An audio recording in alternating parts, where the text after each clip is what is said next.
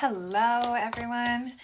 Here is a reading for the collective. It is not bound to any space or time, so if you come across it, it may be for you, but use your intuition to see what, if any of it, resonates with you. But what does the collective need to know at this moment for their highest good and the highest good of all?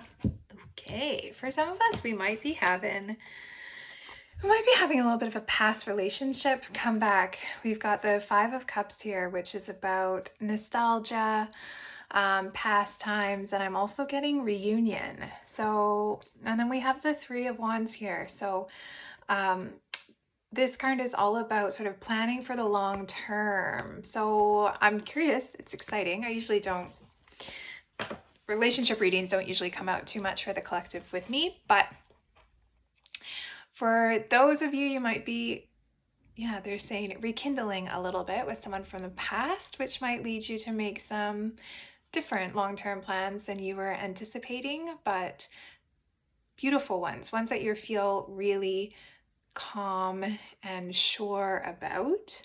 So I love that for you. I feel like there's still one more thing that they want to say. What's the last? Okay. Well, there's actually quite a lot of things they want to say, so I guess this will be a longer reading. All right.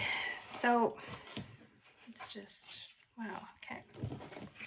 This was not what I was expecting to come out. Let's take a look here. Oh, yeah. Okay.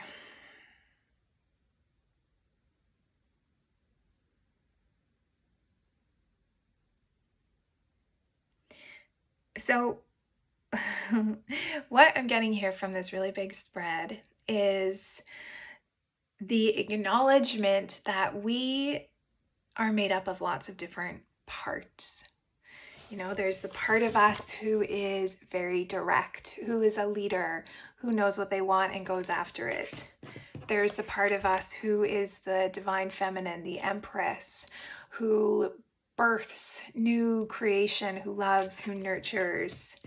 We have our intuition here. We have the hardworking part. We have the part that's always looking to the future, feels like the future is in our hand, but not necessarily solidly making those plans. And then we have the King of Pentacles, which is wealth, which is security, is the provider, is what I'm hearing. So for some of us, it's helpful to get to know these different parts, and the helpfulness to get to know them and to name them was, say, I don't know, the provider, or intuition or empress energy, whatever it is that resonates with you, because then we can see when they're speaking up in our life, and they might be speaking up because they have an unmet need that we have not been able to provide for them. And if we're able to acknowledge them from ourself, our higher self, our observer, then we're able to connect to know what that need is to provide for that need. And so the way these parts communicate to us is potentially through triggers.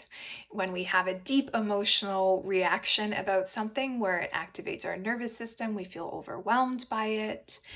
And so they're suggesting that some parts work can be helpful. There are, counselors or therapists or books that can help you do that. But also just,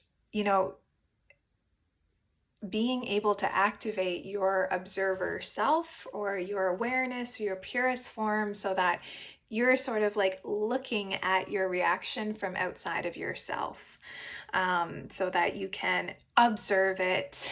And again, ask it what it needs, provide for that need so that it can feel calm and seen. And then you have maybe healed that trigger so you don't have that reaction in the future.